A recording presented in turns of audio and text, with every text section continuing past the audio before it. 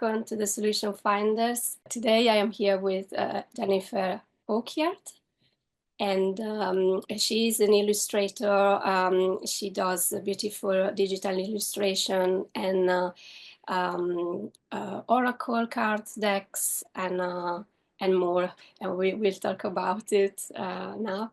Hi, Jennifer. Hi, thanks so much for having me on here. Uh, thank, Thanks for coming. And we were talking about the place where you live um, in West Wales. Does it bring you lots of inspiration for your work? Yeah, so a bit like yourself, I lived in Canada for 11 years until 2016. So I studied out there and worked out there. And I was out there because there was a family connection, so it, could more easily travel long distance and stay for a long time. And it's funny, after being there for 11 years, there was this point where I went, it just doesn't feel right. And it was nothing to do with the land or the people. I was loving my life out there, but it just didn't feel right. And when I left, I came back to Wales and where my family had since moved to. I've grown up in the north of England, and I was here maybe 2 weeks, and I was just like, it's here. Whatever was missing is here. And it's very difficult to define what that was or what that is. Uh, and even when I've traveled on holiday, like I went on a trip to Venice not long after moving back, maybe a year after moving back, and it was an absolute dream of a holiday. I mean, Venice is magical. It's amazing for artists to visit.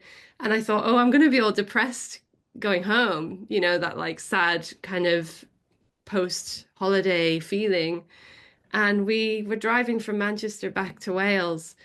Um, and we were coming over the mountains in the evening, and it was around this time of year actually, and it was a beautiful evening. And I just had this feeling of like, oh, thank gosh, we're home. Like it had such a different feeling to me of feeling like really safe and being held by the land, I suppose. Um, so yeah, it's there's something very supportive about this place. I don't know whether it's simply like I was saying that, we're quite a long way away from a motorway. So people really have to be committed to get here if they want to get here.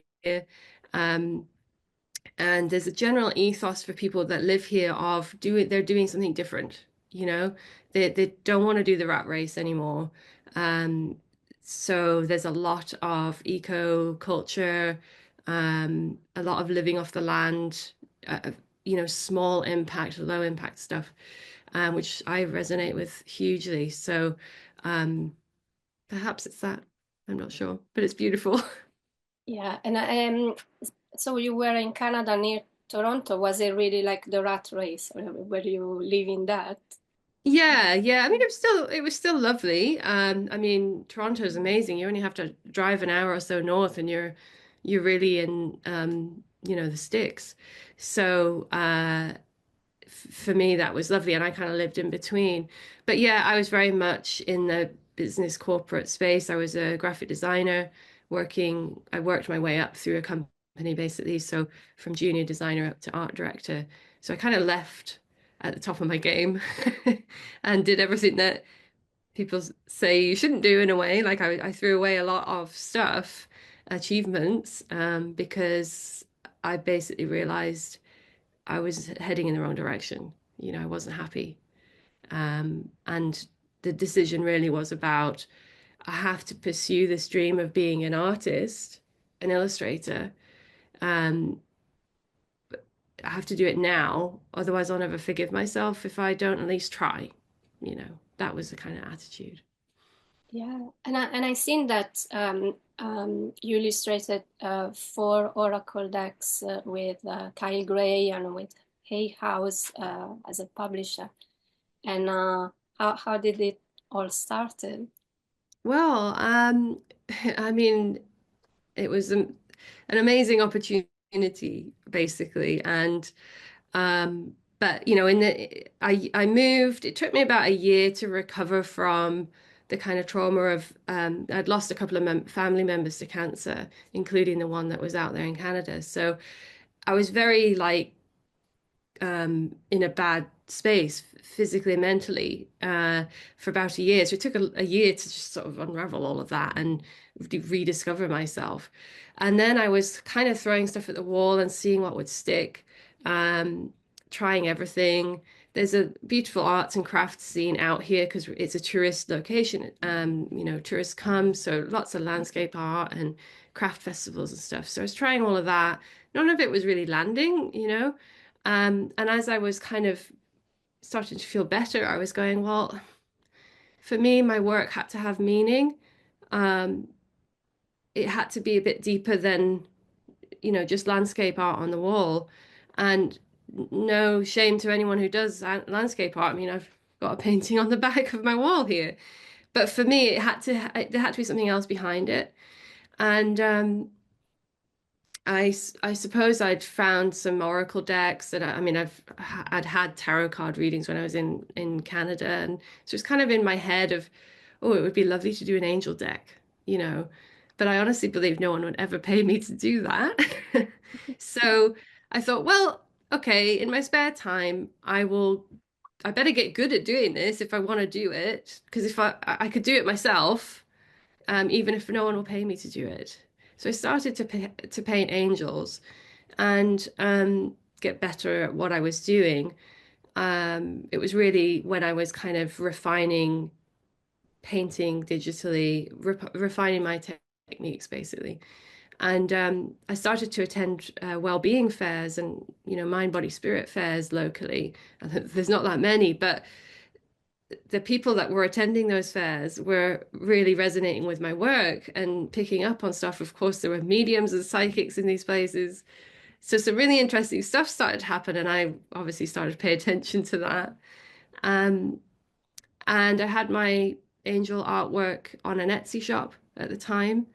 And I think it was the winter of 2018, 2019, maybe, that I got an email in my inbox from Kyle saying, "Hey, I've seen your art. This archangel that you painted is exactly how I see him. Do you want to do an angel deck together?" Oh, And so hugely lucky because most artists have to be banging on the door of the publisher, and don't get in basically. So massively lucky to get that opportunity. So we met up in London and talked about the vision for the deck, and that's how we started the Angel Guide Oracle, which was the first one that I did. And then the Gateway deck followed that. That actually started out being more that Kyle wanted some portals and chakra artwork for his online community as like supportive materials. And we'd done maybe 3 or 4 different artworks. And he was like, I think this could be a deck.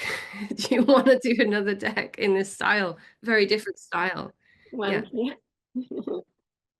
And how beautiful this. completely different. Yeah. So yeah, the angel deck's very portrait based, uh, and the gateway deck is very the for me they're two very different styles of artwork in how I make them. Um, and then after the gateway deck, I suppose it was maybe a year and a half before we started to talk about the Divine Masters deck, um, which was kind of an opportunity to expand upon the Angel Guide Oracle and bring in the Ascended Masters in. And then finally, the 22 Archangels was bringing in the Angel Guide Oracle, we don't specifically name angels or archangels in that deck. It's more generic, even though there are a few that are associated with them. So the 22 archangels was a great idea of expanding, creating an expansion pack basically, because Kyle often creates mega decks from his decks. So bringing in the archangels into whether you want to do it with the Divine Masters or the Angel Guide Oracle. And it's very interesting that he told you, um, this is how I see them. And how did they come to you? Like, how did you see them? Like, Well, that first one that, and I since don't have it online because it's so personal to me.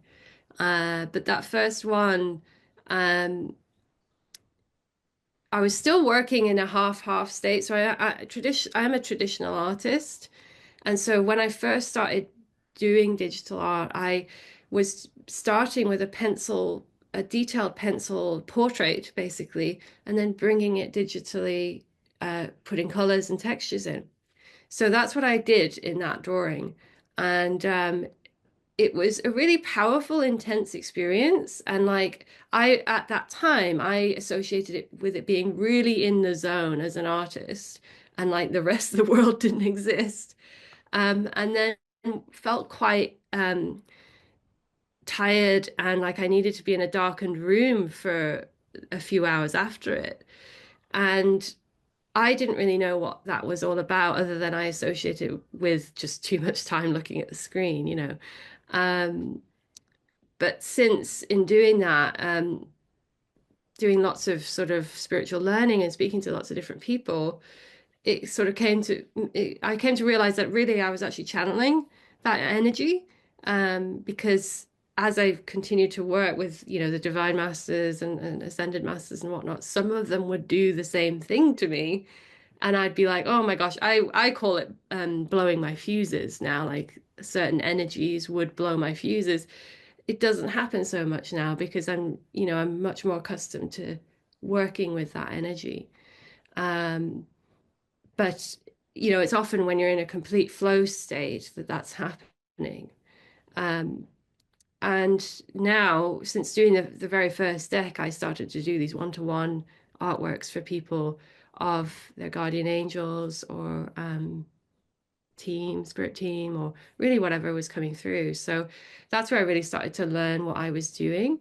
And I brought in a meditation practice to more clearly understand what I was doing. So it's actually usually in meditation that I kind of see things in my mind's eye for either for myself or for a client, and then bring it through into the artwork. Yeah, it's similar to me sometimes, like and it's different. Sometimes I see something like this one up here. It's I really have had like a vision in a meditation where everything was gold. So I Yeah. thought, wow, I'm going to do all the canvas gold, and um, and then another vision where there was kind of like me and another person kind of flying around. So that's kind of like the trajectory. Yeah. But so that was kind of visual. This one was like more like I start with the rainbow colors, and it was just like my son used to do draw rainbows all the time. So I just start with the rainbows color, and it was more like my kind of channeling from my hands, like the hands do the thing, and then at the end it's like, yeah, okay, it's finished. Yeah. And I understood the meaning that was kind of like the energy in the body when it's all aligned. Yes. After it was like the hands, but like the head was not there at all at that time. Yeah. Just doing, okay, it's finished. It's amazing how different the process is, for different people. Mhm. And I find for different clients as well, very different process. I've done hundreds of these connections now, and some of them are, I close my eyes and it's right there. And I'm like, oh, is this the main event? And others, it's a very gradual, like unpacking of or tuning into the energy. And others, the energy kind of comes over me before I'm even doing the meditation.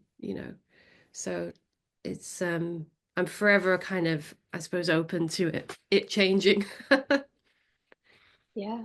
And I like, how, do you think the fact of living there in like being surrounded by nature helps you like to be in kind of receptive? Yeah, absolutely. Absolutely. I think there's a big part of that. I mean, much of my life after leaving Canada was, how do I live where I'm not stressing out my nervous system? Because basically, by the time I left Canada, my nervous system was in ruins. And it really won't tolerate much stress before it goes, whoa, why you put me back in this space? And everything gets turned up to 11. So, inflammation, all this kind of stuff. Um, so pretty much every decision that I've made since then has been to create a life where I can live more easily.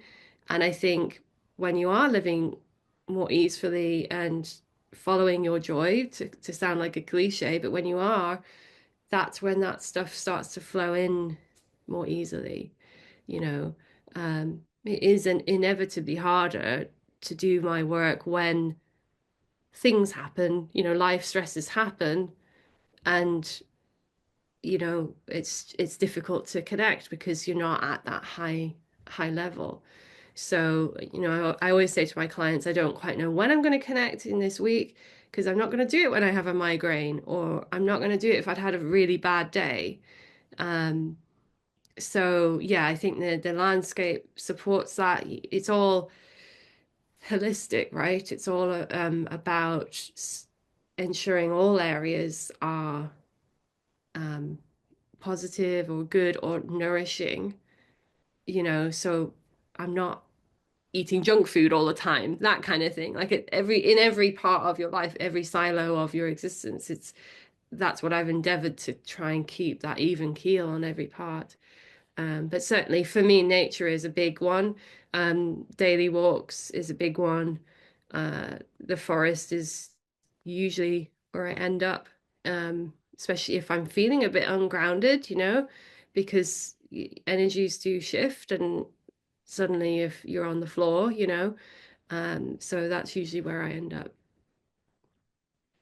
Yeah, it reminds me, for me as well. I'm like almost daily I'm going to see the river. I live near the river, um, and I sometimes when I need a little bit more grounding, I go in the fields. I'm going to Yeah, walk in the fields, and then there's trees. And uh, last time I went there, I seen a bird of prey on the sky, lovely. and then I looked it up. I was trying to understand what kind of bird of prey it was. Yeah. Uh, it's interesting. Yeah, and actually, you talked about hoax in some of your videos, and you did art about it as well. Yes, so I've Hawk is in my last name. It's quite an unusual name as well. There's not many of us about with this name. And I've always had an interest in birds of prey. Um, I consider them kind of a messenger for me. I see them daily, really, on my walks. So and I always consider them like a little hi, everything's fine, you know. And when I was considering leaving Canada, I was, in a state of turmoil and really not sure whether it was the right decision. Um, and so I was asking for a lot of signs, and I would get these massive feathers, like huge ones, on just sitting in the middle of my path. And I've now got them on a wall hanging upstairs. So they came with me from Canada. I don't get them so much anymore because I feel like I'm in the right place now. I'm no longer questioning, am I making the right choice? But yeah, I also spent a bit of time with a professional falconer as well. And we did a little swap where he had some horses, but he was very new to horses. And I've grown up with horses. So I taught him horsemanship, he taught me falconry, and we combined the two together on one day, which was really amazing. So I love, yeah, I love being around them. And do you still go kind of horse riding? Yeah. Yeah, yeah. So I've always wanted to have my own horse. I've never had the opportunity to or been able to, because they come with a lot of strings attached. It's a big animal. They live for 20 odd years. And I've always very much been a person that's like, I'm not a throwaway person. Animals that are with me for life. So I suppose the other part of the life that I'm building is endeavoring to build a life where I can welcome a horse in. Um, but I'm very lucky. I've spent my life riding other people's spare horses because many people have multiples. And so that's taught me a lot about horsemanship. And yeah, there's a lovely lady here, just 20 minutes away, that I can ride her horses. So yeah, it's amazing what horses can do to your energetic field, because they've got such a big heart field that you can go to them feeling quite crap physically or mentally.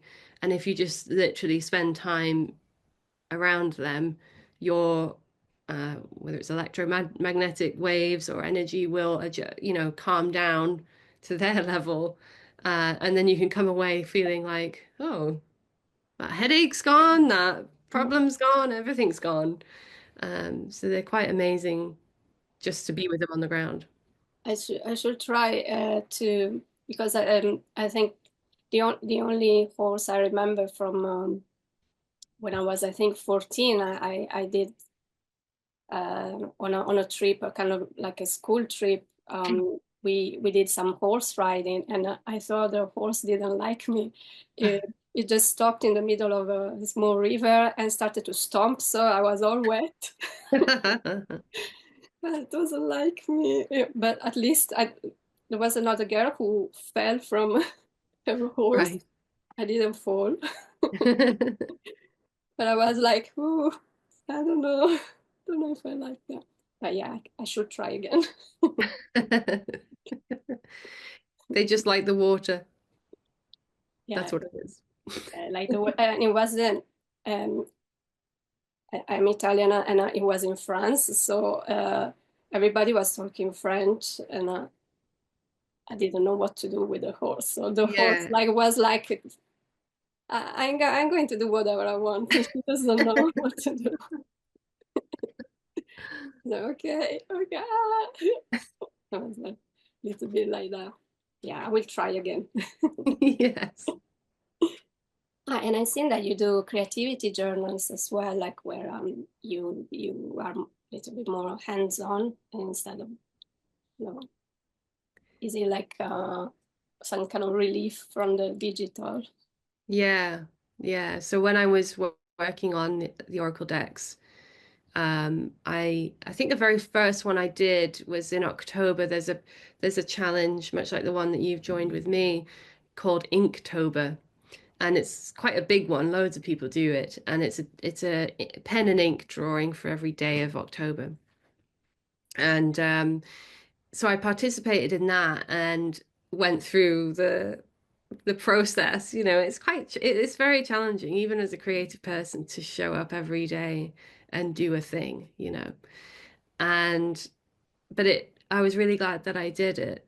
Um, and I've always admired people who have these beautiful journals. And I've always gone, oh, I want to create something like that. I need to just make the time to do it. So I think the one that I did for myself was actually in the summer of lockdown. So it was May 2020, I suppose. And so we were in lockdown, but it was the most glorious weather here in Wales. And I'd chosen to do lockdown at my mum's house. Um, so, we were going out to walk the dogs as we were allowed. And I decided to document a wildflower every day of May. And I would look up the botanical name and the folklore behind the wildflowers, and any mythology behind them, and I would, put it into this journal. So that was the first one that I really dedicated myself to. And then I did a crystal one the following year, and I've kind of lost the impetus for it, weirdly. It's something you really have to coax yourself into and commit yourself to. But I've got a few on half finished ones. I'm terrible for that. So I have one which is documenting all the different songbirds that I see in my garden, and another one is a butterfly one. So I really like doing stuff where I'm actually interested in what it is that I'm documenting, and finding a bit more about, that bird or that butterfly, and weaving all that in to the journal. But yeah, it's a nice break from the screen. Uh, it, it lets me play with paint, and it's also something that I'd always kind of said, I'm not going to sell this. There's no part of this that is marketable or sellable, because that's a big part of my job is being self-employed is coming up with things that people would like and resonate with. But those are like, no, no one gets them. Well, I never know. I don't. It reminds me of museums, like they exhibit this kind of thing, like the science museum or Yeah. natural history museum. That's a kind of botanical diaries. Yeah. And they're beautiful. I mean, mine don't even come close to that level.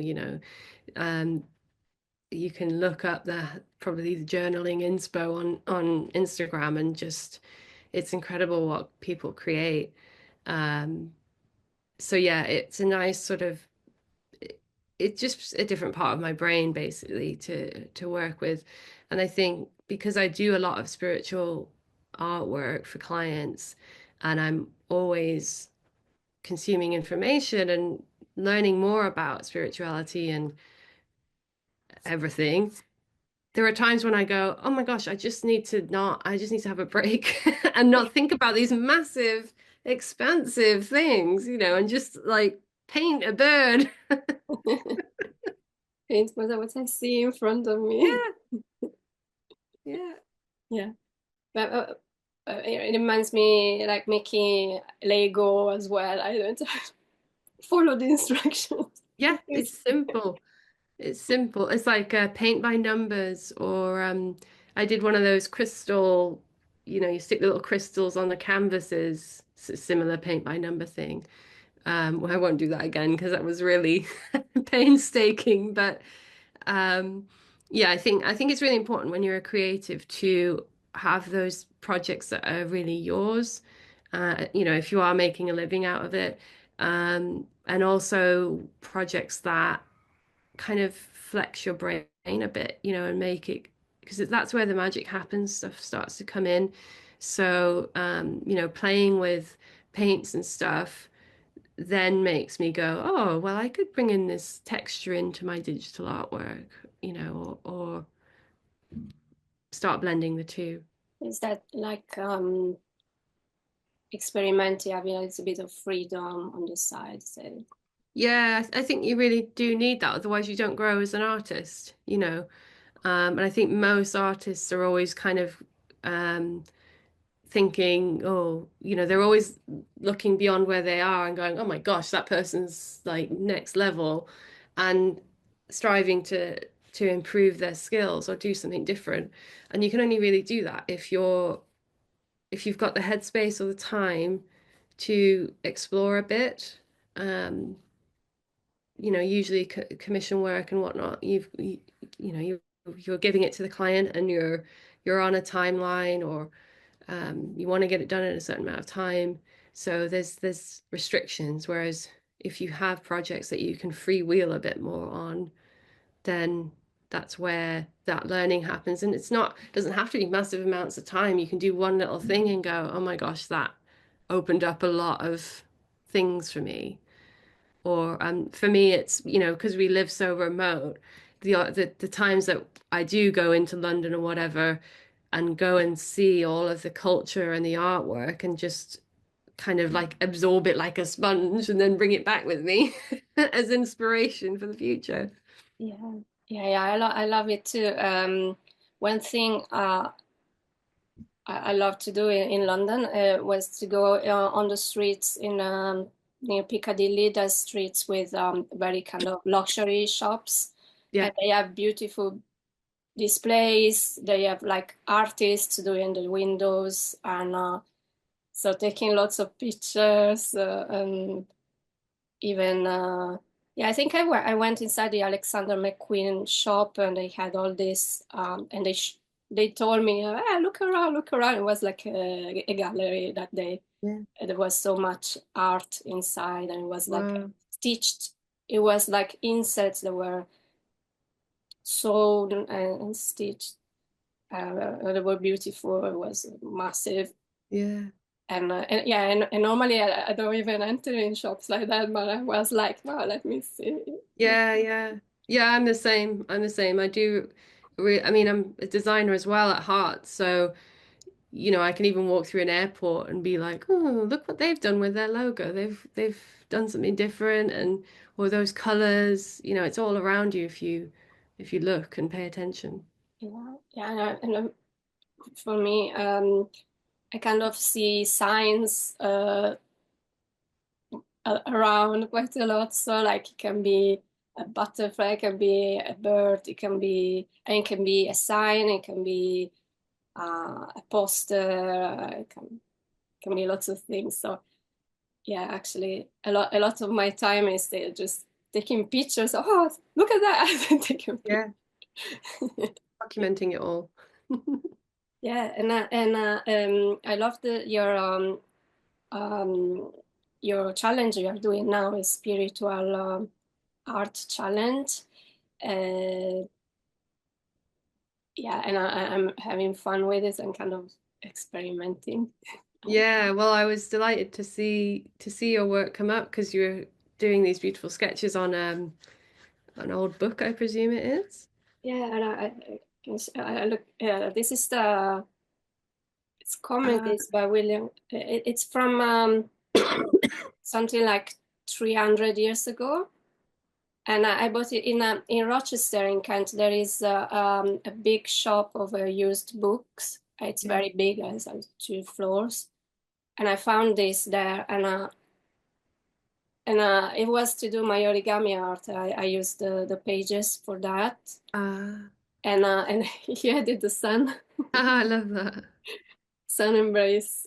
Yeah, So yeah, it was nice like to have this part, it's like an embrace. yeah, And and another one I was happy about was the hidden realms because I really played with the pages. And it's nice like it to tear the pages away. yeah, And and you get that lovely edge. uh, Yeah, I did like this, and it's something that my kids do. They used to do with Among Us characters, uh, yeah, and it's a character, but then you open it, it's like they have something inside their mouth. yeah, yeah. And so I did it. It's like if it's hidden, you can do like that. Well, and it adds a whole other dimension, I think, having the words on the page as well. Yeah, And there's even something in the idea of just tearing apart a book. A lot of us have hang-ups about that. yeah, Um, but I think that, I mean, that's the idea behind these art challenges is that they do challenge you to think outside of your normal space, even if it's just showing up every day and doing it. And it leads into the journal that I did. I'm going to be doing volume 2 of it in June or July. I forget which. I'm going to be putting it on Kickstarter, but basically this was a journal of my artwork, um, channeled messages that go along with it, and then there's space for people to color in, and then there's also creative prompts that are to do with the artwork proceeding, much like the art challenge. So the challenge was really a way of kind of getting people to think about these concepts and getting them to just start exploring their creativity, because so many people will say, "Oh, I can't even draw a stick man." End of story, right? And it's such a shame. Um, so, my intention behind that first volume and the second is to encourage people to, even if you can only draw a stick man, to still show up and explore the prompts as you have, um, and see what comes through, because I think it's in the imagination that intuition can flow through and messages from beyond can flow through. And when you're in that flow state, as you said with your origami, that's when you start to get all of those messages, and insights and wisdom. So, yeah, the journals are not necessarily here's how to create this sort of art, but it's more of a prompt, I suppose, to soften people's thinking, because so many people have been shut down. We allow kids to draw whatever the heck they want, and most kids at primary school age will not think about what they're drawing. They're just drawing, and they don't limit it at all. And then at some point, it starts having to have a meaning, a purpose, or a value, or someone says, "Oh, you're really good, you should be an artist. Oh, but you'll starve as an artist." I mean, it's got to be the only career where people literally tell you that you'll die if you do your work, right? So many people have shut it down completely and they don't allow it in. And I think that might be one of the reasons why the world is in such a state as it is, because we've spent too much time in the logical brain and not enough time allowing creativity and inspiration to flow through. Yeah, no, and that's beautiful. Um your book with all the prompts, because really you said, yeah, so much people are like blocked, and they don't even try, they don't even start, and it's it's just that they have just to start to take a pencil, take a pen, and just draw something. That's the beginning. Yeah, and I get it. I get it because I have it too, where even more so, I suppose, it's turned up to 11, where for me, I go, oh, this is crap. This is a waste of time. I need to be doing productive stuff. I need to be earning money. Da da da da da. So it's I've been through the process of that difficult period you can be in where what's in your head isn't coming out on the page, you know. But I think the more that we allow ourselves to just play like kids played and play with color or hand paint or smoosh color about on the page, it it's not it's not the end result that matters. It's the magic that's happening when you're playing and allowing that softness through, I think. Um, that's what's missing, and it's often because someone saw that child's artwork at some point and said, oh, well, that's not very good, and it just snuffs out the flame completely. If at a certain age, oh, you'll never make it as an artist, da, da, da, da, da. And it's like, that doesn't matter. Yeah. Yeah, no, and then sometimes it's like, in a sense, it's meant to, like, you're meant to overcome something, overcome the critique. For me as well, was like, never seen myself as an artist for a long time, because there was my aunt was the artist in the family, so I thought it was space only for one. Yeah, yeah. And then the starving, yeah, you can't make a job. I got like my family kind of pushed me to do computer science at university, study computer science, and then I was pushing towards graphic programming, graphic design program. I don't even remember how it's called. Graphic design programming, and then after university, I did a comics and animation course, and I became an animator eventually. Um, like try on my own push in that direction. But Yeah. actually, when I was in school previously, I got my music teacher saying you should maybe do conservatory, and that didn't go through with that. Didn't follow up. And then I did these drawings. I did a drawing in secondary school. They put on classical music, and they got us all the class to draw, and I think that's a beautiful thing to do in school. Wow. Yeah. And then they put up my drawing on the wall, and I had all the story for the drawing, like there were characters doing stuff, and I was so happy about it, and I wanted to to draw. And Mm. and then like secondary school of art didn't I did a science school instead. So it was like, no, no, no, you're going to starve, you're going to starve, you're going to starve.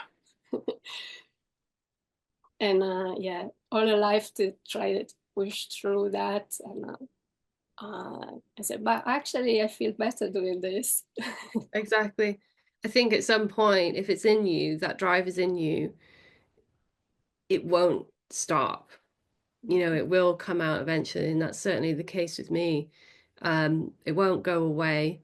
It's how I respond to the world. You know, often if there's some big tragedy, and there's plenty of those out at the moment, that's when I really feel that, oh, I've got to get it out through my artwork.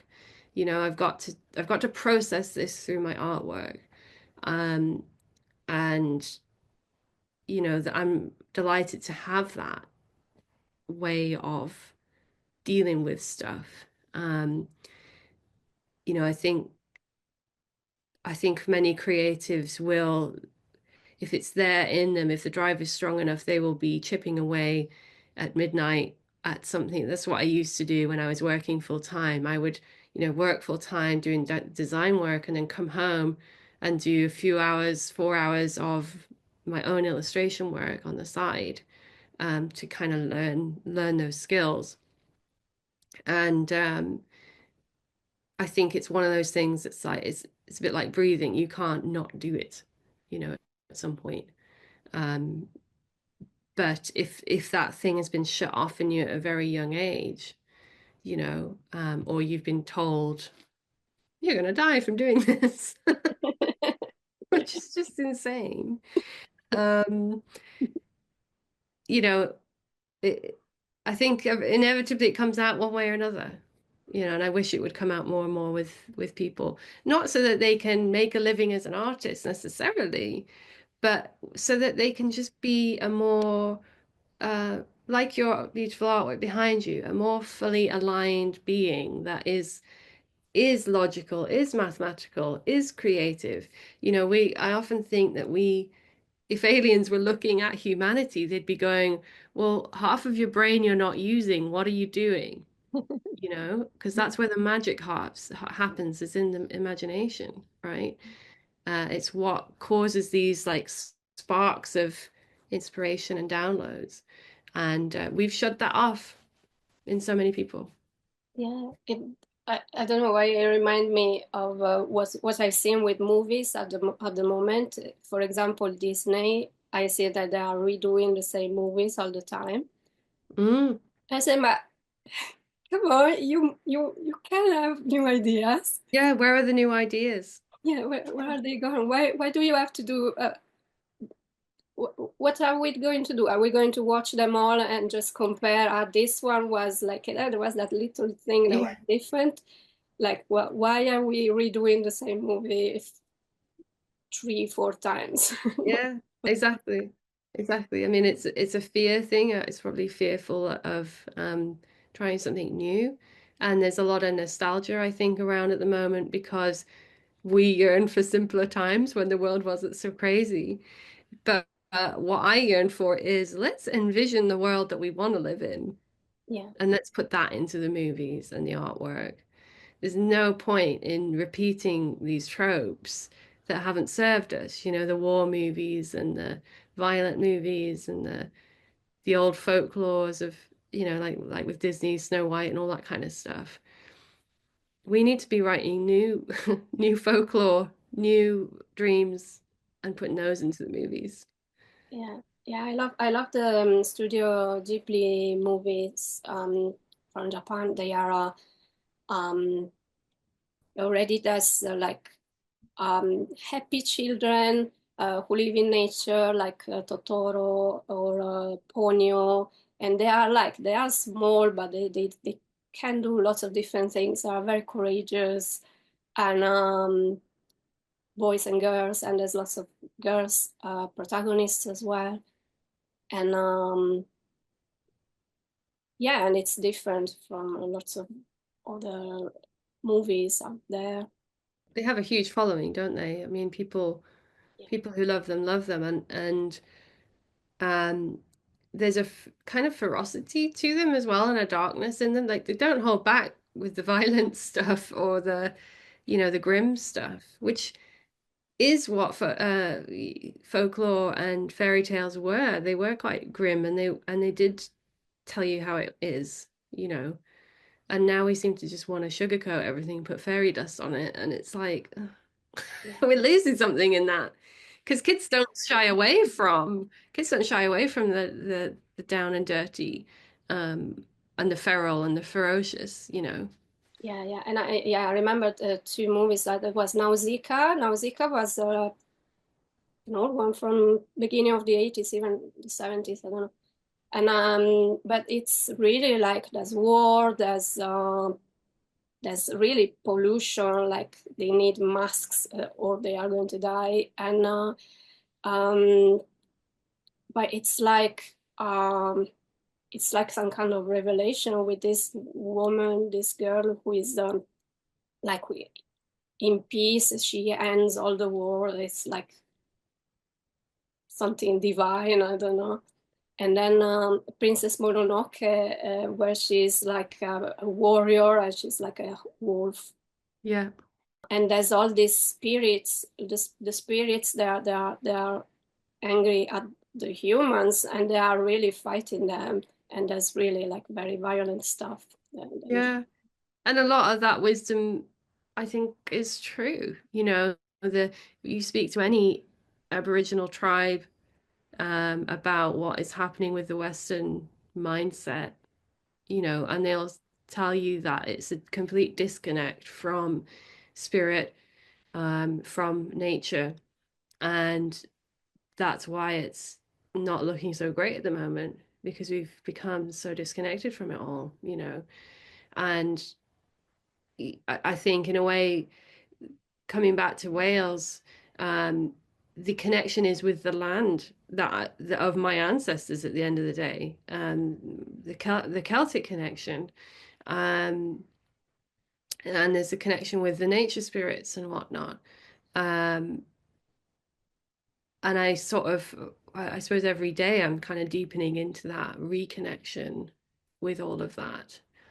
Uh, you know, in the UK, I'm sure you've seen you have roads that bend around a stone circle, for example, whereas when you're in America or Canada, the roads are just straight and they cut through everything. Doesn't matter what it is, right?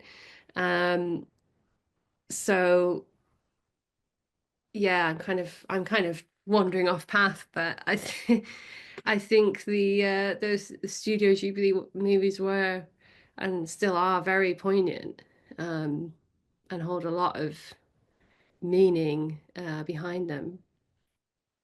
Yeah.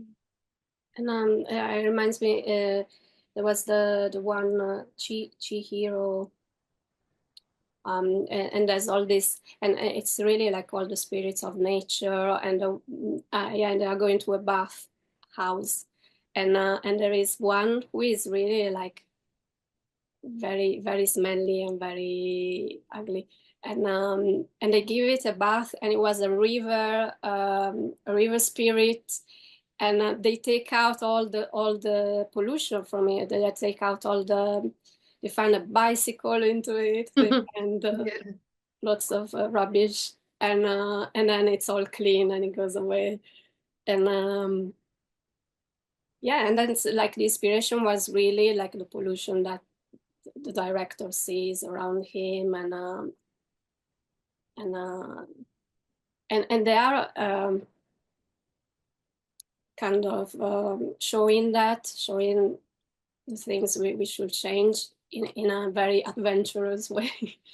And it's Yeah. good. It's not boring. Yeah, and I think I might be wrong, but I'm pretty sure they're created for the sake of creating them. They're not created to be profitable, to line someone's pocket. They're works of art, and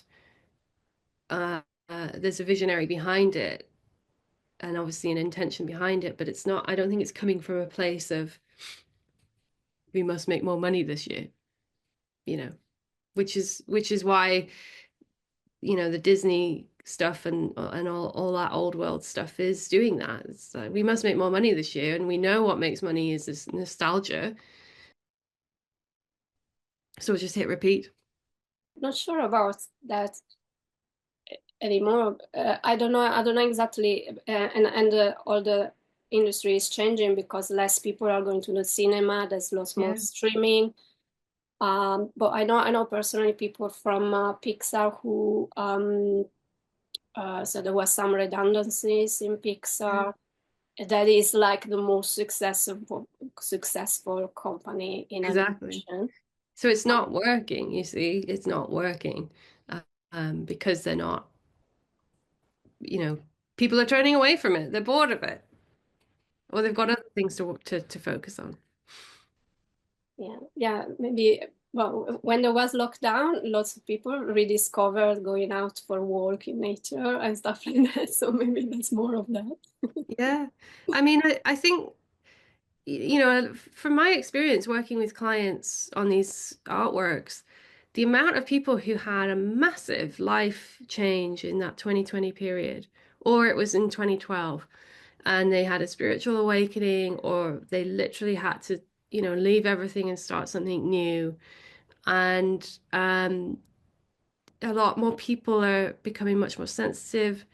Um, their immune systems or their nervous systems are shot because of the daily grind, you know. I remember going to see the second Avatar movie in the cinema, and I was halfway through it, and I went, "Oh my God, I can't watch this. This is so um, war. This is so." And it was all about the whales, which at the time I was doing a lot of work with whales, so it was really traumatic to watch it. And I came out of it and I managed to make it home and then bawled my eyes out and hugged my animals. And it was just incredibly traumatic. And yeah, I've watched more violent stuff than that in the past, but I can't do it now, and I think perhaps that's part of it is people see enough violence in their day-to-day life without having to watch it on a TV show or whatever, or a movie. And so they're seeking other things. They're going elsewhere. Yeah, yeah, it was the same for me. And I loved the first one, but I think I was in a different consciousness as well when I watched the first one. But the main thing I remember from the first one, it was similar to How to Train Your Dragon, when they ride the dragons. I think like that's the best part. You feel like you are riding Yes. that dragon. Yeah, yeah. Well, there was a positive element to the first movie, that the connection with the planet, and I really think with the second movie, it was such a missed opportunity to tell a different narrative. You don't have to bash it over the head with a club. You don't have to go to war in order to solve a problem. It's very masculine stuff, right? That was just like, let's just repeat the same thing that we've done all the time. Yeah, yeah, and the female characters were really into war as well. I remember the female, they were, yeah, let's go Yeah. fight. So you're like, come on. It's like you completely. I mean, I almost was like, I'm going to write a strongly worded letter to Cameron to say, like, oh, the opportunity missed there. But again, playing it safe. This is what's worked in the past, so we'll do it that way. Yeah. And for me, yeah, there was lots of change with in 2020 with the lockdown. And for me personally, there was change before that because I had my children like in 2014, 2016, and I started really to question everything at that time because I was really thinking from the point of view of like what kind of world do I want for them, Yeah. and I went really kind of down into the dark night of the soul when I was in maternity leave, and I was like on my own quite a lot, and I would watch all the series, look into the conspiracy theories, and I was really like like my anxiety went up a notch. Yeah. And then I thought, okay, I have to go the other direction now. And yeah, and I really started to go the other direction. And I even left my corporate job because it was in a video games industry that was um, I was working, I was doing video editing on content that was violent, that was about war, Mm. and I didn't want that anymore for my children. So I thought, Yeah. this is not really this kind of company, the kind of content I want to work on. Yeah. And be immersed in all the day. Yeah. And actually, it was really traumatizing me Yeah. Yeah. all the time. So it was giving me anxiety, giving me fear. Yeah. Um, yeah, and with my kind of um, spiritual work I was starting to do, I realized that I could feel better than that. Instead of being immersed in that anxiety all the time, Oh, I yeah. was kind of popping up a little bit. So, oh, this feels better. Yeah. Yeah. Yeah. It is. It's what you surround yourself in, isn't it? And I I regularly fall off the wagon. I literally did it the other week, was just consuming a bit too much news because I like to know what's going on. And then I get depressed because I know that what's going on, you know. And then I go, oh, I really don't like this space that I'm now in, this emotional and physical mindset that I'm now in, and the anxiety that inevitably starts to creep up, as you say. And it's a case of returning to your spiritual practice, I think, and going, okay, this is what makes me feel better, self-care, stop with the news, stop with this, stop with that, all of the things that are um, bringing you down, basically, And I don't believe it's like a stick your head in the sands and pretend nothing is happening. But you cannot change the world from a place of anxiety and fear. You can only change it from a place of optimism and, upliftment. So if you keep everyone fearful and anxious, you're not going to change anything, are you? Uh, so yeah, I think you're absolutely right to get out of that scenario and work, are you still working in animation? Um, uh, no, now I'm doing my podcast. This one. So the video editing I'm doing is on the On podcast. that. And yeah, I'm doing my art, and I'm doing psyche sessions. That is to change subconscious beliefs and perception of stress. So it's really like a, a modality to help kind of coming out of the anxiety. Yeah, amazing. So you're bringing the tools in that people are going to be needing, right? When they finally go, oh, I can't do this anymore. I can't work on a war game anymore? Yeah, first thing I'm working on myself, and then Yeah, helping others because yeah, it's and like for me personally, it was like lots of trauma when I was small, and then just staying mm, in that anxiety because everybody around is the same, and then there's the program of you have to have this kind of job and you have to do this kind of thing. Like for example, even I was working in London but living in Kent, so it was 3 hours commuting every day, and I was playing video games in the train. Like I was really like into that yeah, kind of sleepwalking into the program every day. yeah, yeah, yeah, And then video games, and for me it was TV as well. It was an addiction to numb myself to yeah, from the life, from the anxiety of life. I think so.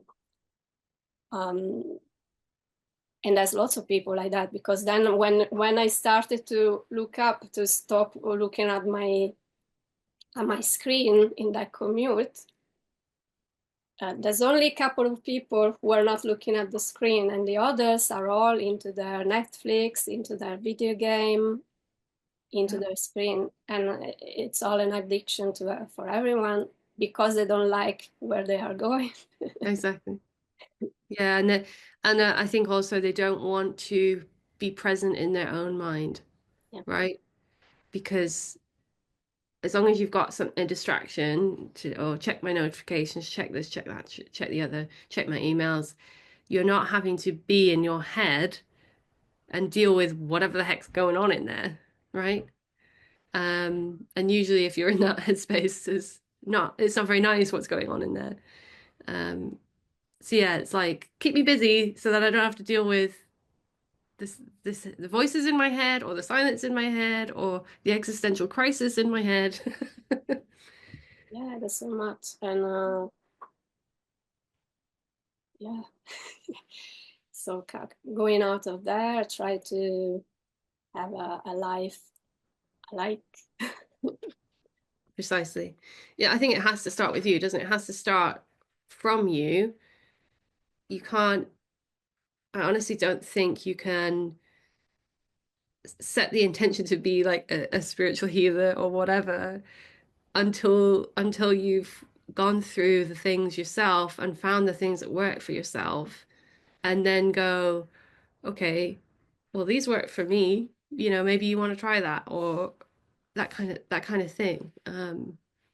Yeah, you can't really learn these things other than going through them yourself and going, right, I've been addicted and now I need to stop being addicted. Yeah, yeah. And yeah, actually, like being addicted to movies and video games, I watched the Minecraft movie with my children, and I just found some part funny, so yeah, I was laughing a little bit, but then they started fighting for forever. Yeah. I was falling asleep. I was like, oh my God. Yeah. I But think yeah, when you become aware of it, it's so obvious. It's so in your face, the script, I suppose. That the only answer is war. And the moment that script starts playing, I don't want to partake in it. I don't want to be involved in it.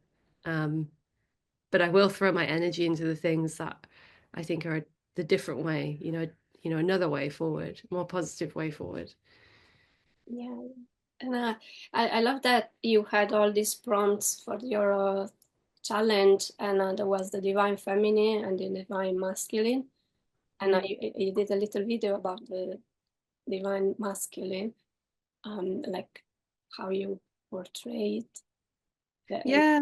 Yeah, well, because to be honest, so in the beginning of me doing my artwork, I was getting I don't know whether you're familiar with the magazine Imagine FX. It's sort of a concept art magazine, and they focus largely on video game art and movie concept art and fantasy concept art type stuff. So, but it's a leading kind of magazine for digital artists. So all I was seeing in that magazine was the masculine being presented as a guy with lots of muscles and a big weapon, and the feminine was always presented as curvy, long hair, um, scantily clad. She might have a big weapon too, and that was it, like pages and pages and pages of it, and when you break it down into those simple buckets, that's all you see. Um, and I'm not really one to follow a trend or to paint stuff how everyone else paints it. And I truly believe that a lot of our issues with what's happening in society, because we live in a patriarchal society, is because men aren't being shown men that aren't violent, right? Or aren't um, carrying a huge weapon. So if we can bring in more visions of a sensitive man, an empathic man, an emotional man, a flamboyant man, men aren't allowed to be flamboyant or colorful. Certainly in the UK culture, right? Maybe more in Italy, you see these beautifully dressed men.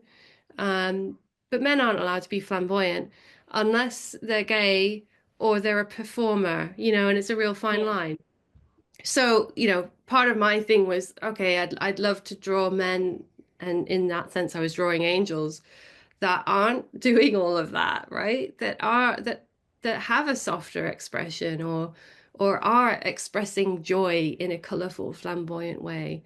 And, as a result, I don't actually have a lot of feminine art in my portfolio if you go through it. I mean, having worked on the decks, obviously there are more. But my own personal art, uh, the divine feminine artwork that I shared was one of the first times that I'd ever connected with the divine feminine. Um, and it was a really powerful experience, massively powerful experience.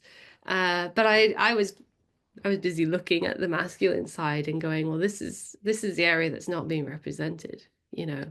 Um, and whether it's made a difference, I have no idea. But, you know, that's what I'm putting out in the world. That's, that's beautiful. And um, and what happened with the divine feminine? You said it was powerful. Yeah, well, it was about this was an example of um, when something happens in life and I feel like I have to respond through art.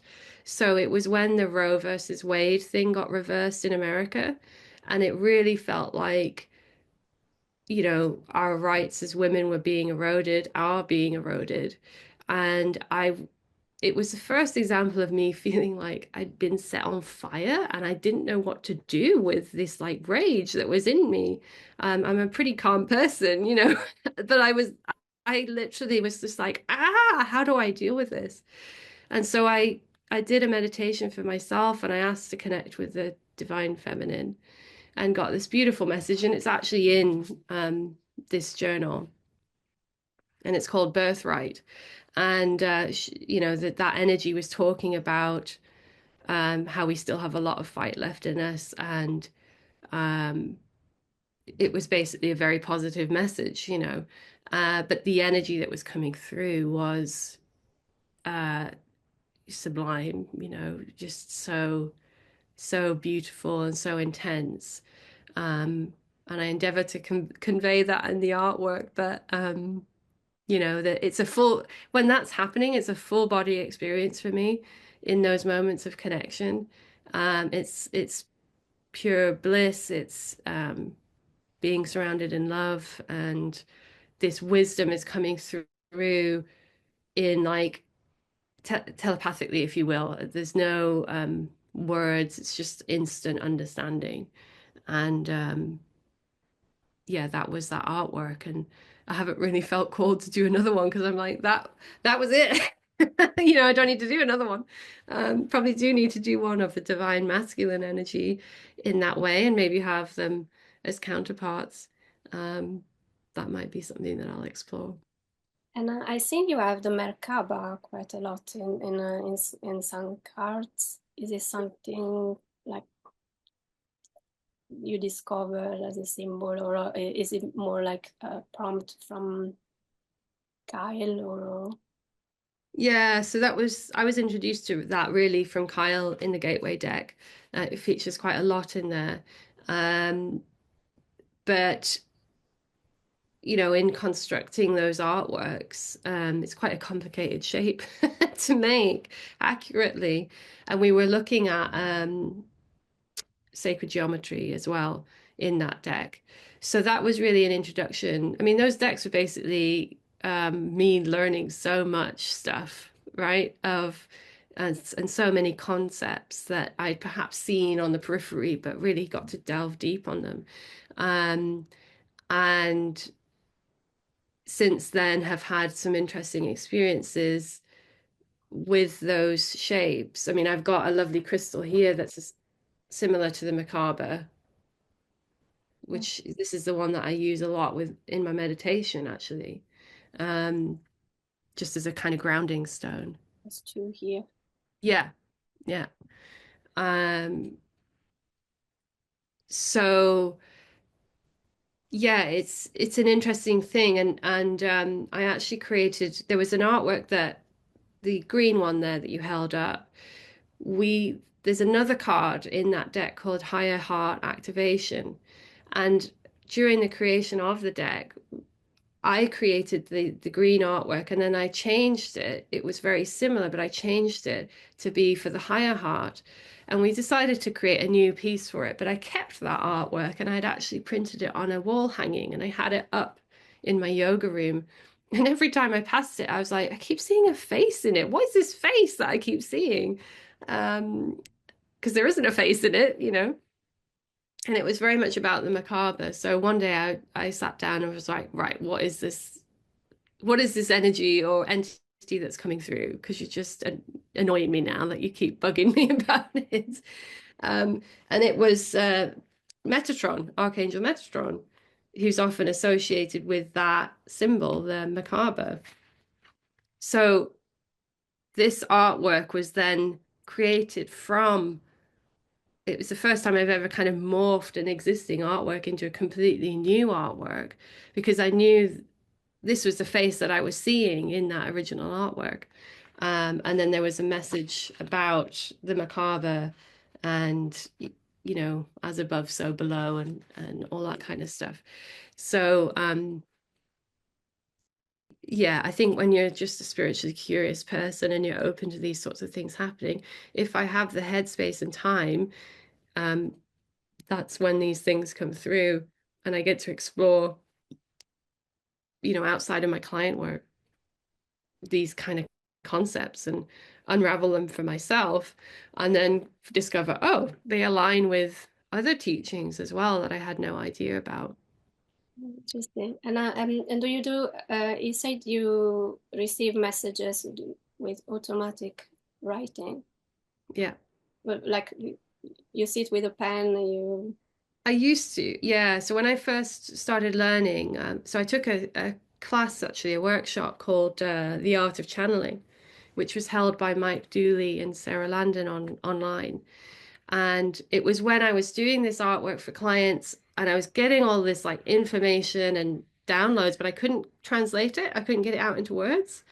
Um, so I was like, I really need to find a way of translating this information because our language is so limiting, right? Um, and so I took that course, and her modality is really doing it through either verbal channeling or automatic writing. And for me, the automatic writing worked better. So I was handwriting, and then I got to a point where I was kept falling off the page because my eyes are shut. And so I was like, well, hang on a minute. I know I can touch type on my computer. I can type with my eyes closed. So let's do that instead. So I then started to do it that way. And that's been the way that I do it since. So I've got my headphones on listening to meditation soundtrack and wait for messages to come through or ask, you know, I might have a specific question. Um, when I do the one-to-one artworks, people also get this message from that energy that I'm connected into. So it was a tool for me to translate the energy. Um, More and more when I do just stuff for myself, I just let the kind of info dump happen because it feels really special to just be in that knowledge. But if I want a record of it, then I'll have it on a notes or something. Oh, interesting. And I did explore the Merkaba a little bit as well. I did with the origami, and Yeah, it's pieces like this, and they are yeah, all stuck grouped together. together. And actually this, so just really like for me was good to explore that this is formed of these two together, Yeah, and they are so really like using the colors so you can see that they are the two. difference. But also, like, there are points where it looks like a square, like it's such a baffling shape. Ah, yeah, yeah. When you It's uh, just like a square. turn it kind of like Yeah. this. Yeah, yeah. It's weird. So I think I ordered a Merkaba crystal, got it here somewhere, so that I could pick apart the shape and go, how do I draw this? Yeah, and it's interesting, very interesting to do it like this because it's really like you are the 3D one, and so you have the outside they are like this, and this is tetrahedron. But the inside part, this one, it's an octahedron. Yeah. Uh, Amazing. and it's and with paper you can do it with two of this. And this is something I took from a book. It's made by Tomoko Fuse, who is like a big uh, origami maker Yeah. from Japan, and I used it here, the tetrahedron. And what baffled me as well is the tetrahedron is really one of the, in sacred geometry, one of the Platonic solids, and it's a symbol of fire Yeah. as well. And it's super, super solid. It's like it doesn't really break. A very stable shape. Yeah. Uh, so the thing, like first I use it, and then I discover all this information about it. Like, wow. Yeah. Yeah. And it's sort of cyclical, isn't it? The information supports the discovery, and then you discover more, and then you more information comes. Yeah, and actually this one as well. I think this one for me, it's like the 2D version of the Merkaba, because and this is the ninja star, and so for me I changed the meaning, because the ninja star is like that knife that the ninja throw when they kill Mhm. people with it. Yeah.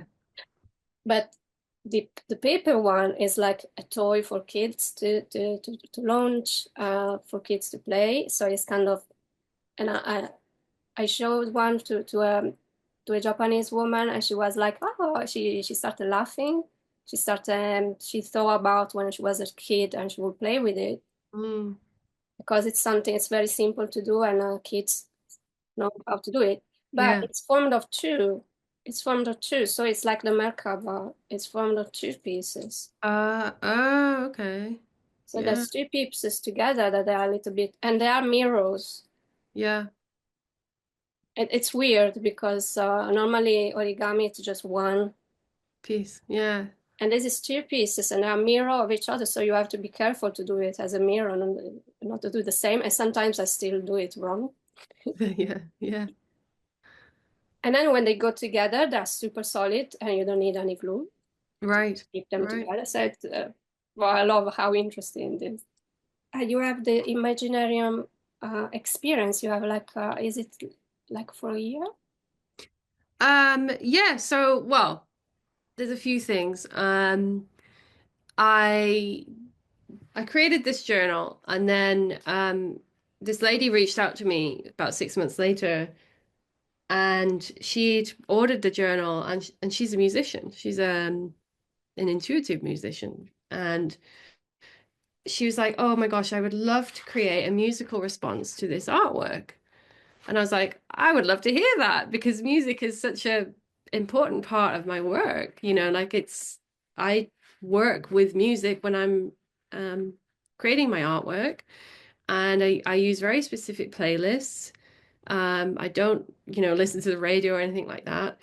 So it's hugely important, but it's a private part of my creation. No one else really hears it. Um, and so she went and created this response to that artwork, and it was beautiful. And then I said, well, you know, do you want to respond to the rest of the journal? So she created a whole album of her intuitive responses to the artworks and the messages, um, using, crystal bowls, and she plays all sorts of instruments. And we then sold that as an experience, so people can buy the journal, listen to the music, um, work with the journal whilst they're listening to the music, all that kind of stuff, and kind of tie it all together. Um, and it was a really magical experience for me, because she didn't really have any other knowledge on the meanings behind the artworks other than what's shown in the journal. And there were some artworks in here that she responded to. I'm just trying to find it now. Where is it? This one. So this is a very old piece. It's one of my oldest pieces when I created when I was in college. And it's quite a sad piece because it's about climate change and, the plight of the polar bear. Um, and she created this track, and the first time I listened to it, I just like burst into tears because it's quite a sad track. And I was like, she's got it. She's got the energy of what was happening in this artwork. It's kind of this bittersweet feeling in it, but very calm and introspective as well. And so it was really lovely to collaborate with a musician in that way and have someone willing to do that. Um, and so when I do the volume 2 of this journal, as I think I mentioned, I'm going to do it on Kickstarter, and she's going to be doing a musical response to all the artworks in it. And so when people buy the journal, they'll get a download link for the music as well. Um, because I know she's completely tapped into the energy of what I'm doing, you know. Um, and that was kind of a worry for me. I was like, oh, if I say yes to this and it's an awful piece of music, what am I gonna do? You know. But she got it right away, and that I mean that's the pleasure of doing our kind of work is you meet intuitives who just you're on the same wavelength basically, so it just works. So there's that. I have a couple of memberships on my website. One of them is called the Archive, which is where I share basically behind the scenes of my work, sketches, how I do my stuff. It's also a repository for almost all of my channeled messages that are to do with my artworks. I don't really like to share the channeled messages on social media because they're very takey of data, at the moment.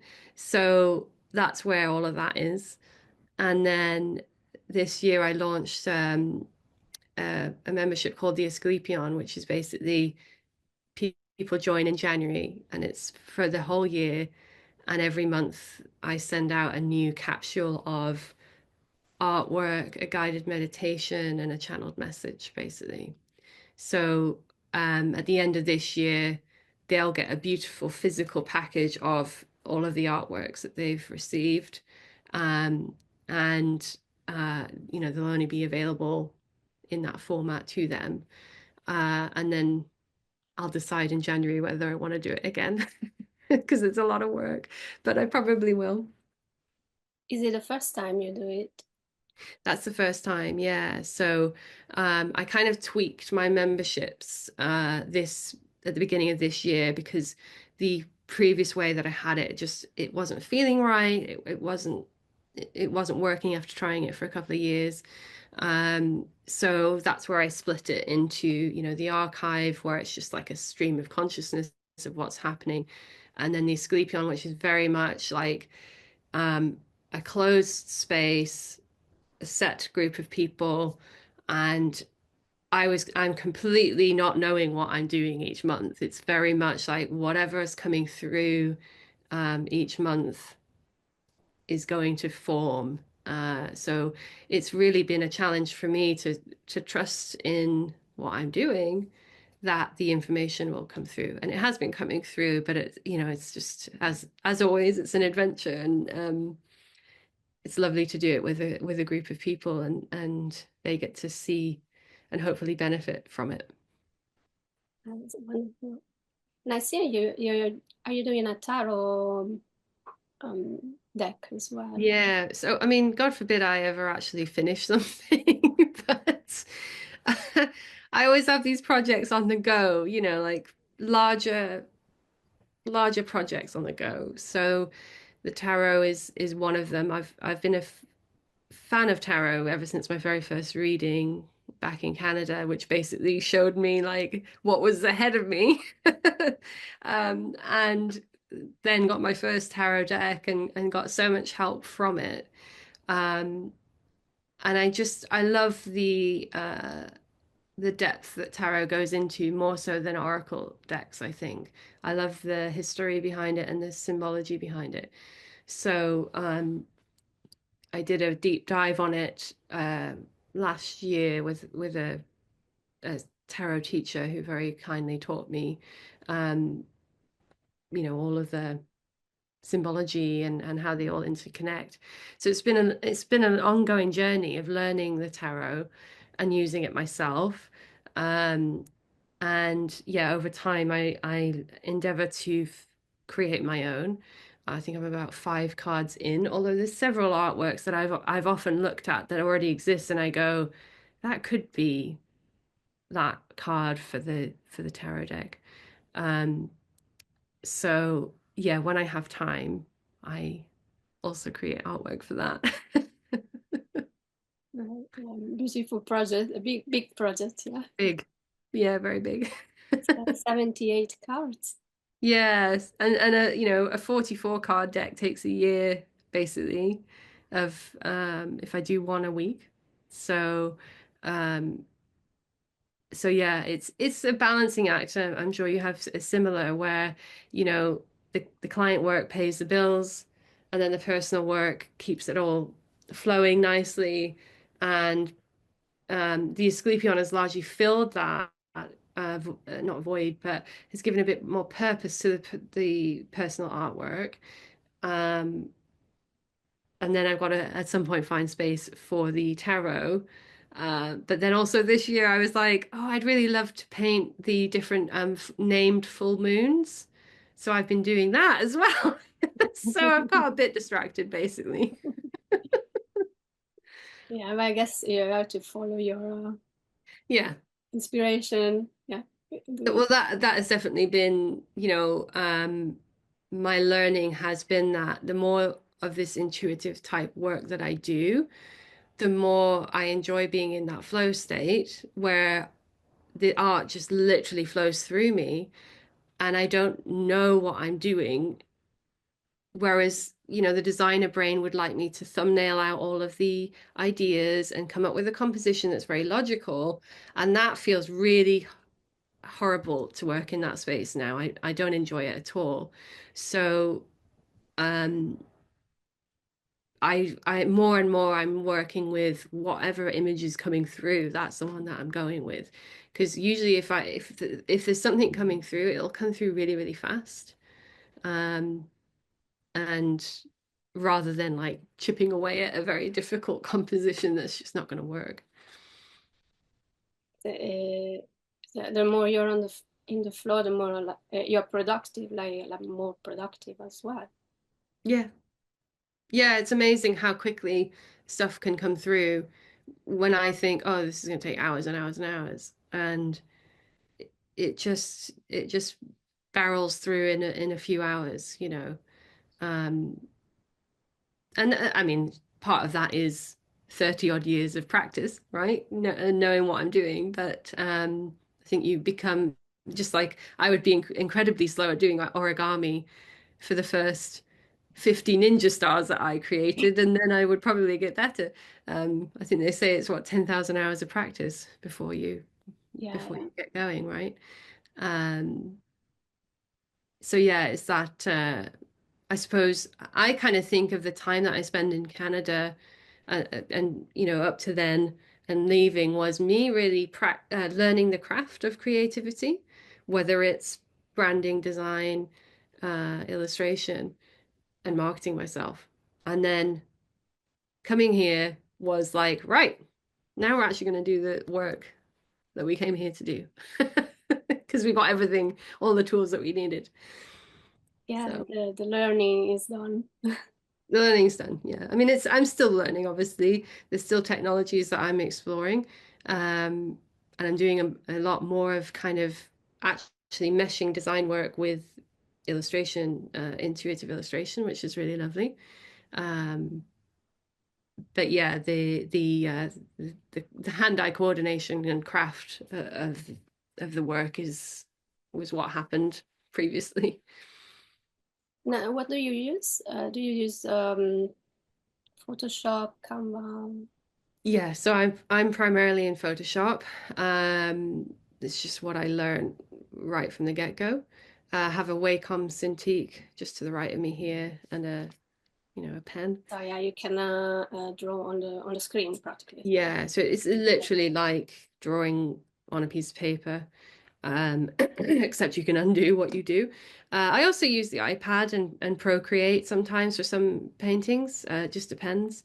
Because I do love the brushes that they have in Procreate.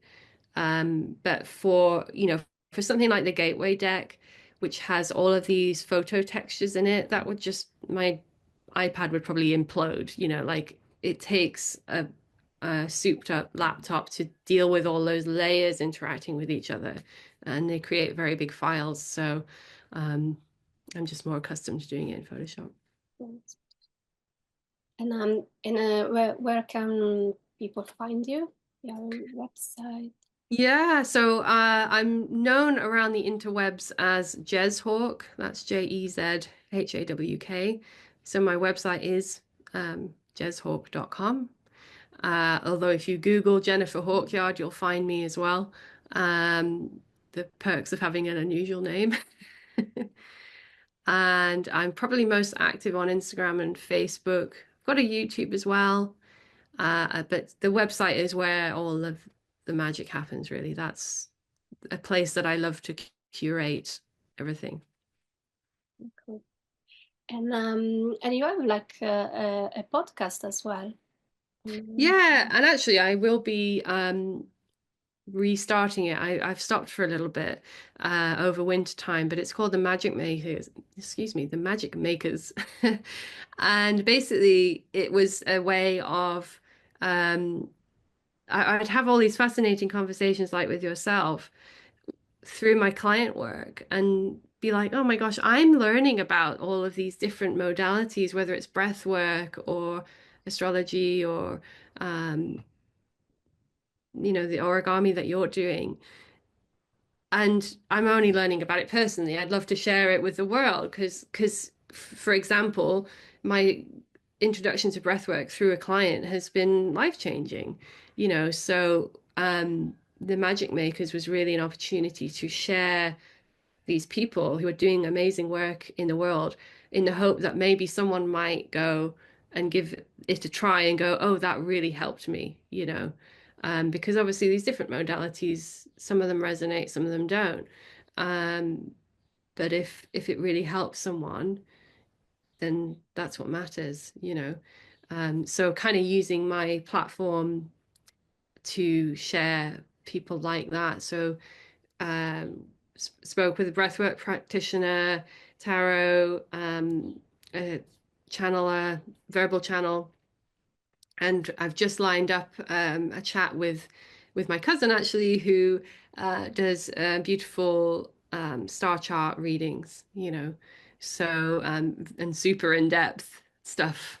So that'll be in a couple of weeks. So yeah, it's on my website under the coming soon menu item. That's where the Magic Makers stuff is. So you can watch the previous episodes and sign up to be notified of the upcoming ones. Yeah, well, it's a great title. Yeah. Yeah.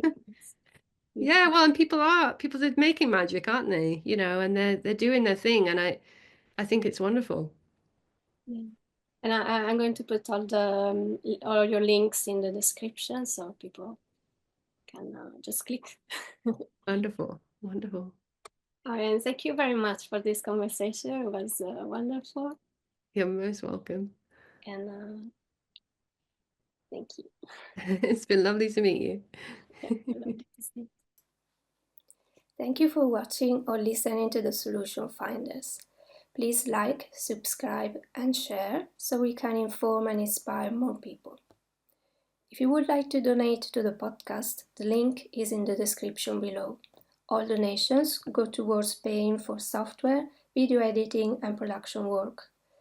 Please visit unamarz.com, unamarz.com, for one-to-one sessions with me to reprogram your subconscious mind, for my original origami art and printed products like t-shirts and stationery, for more info about this podcast. If you've made it till this point, please add your favorite emoji in the comments. Have a wonderful day.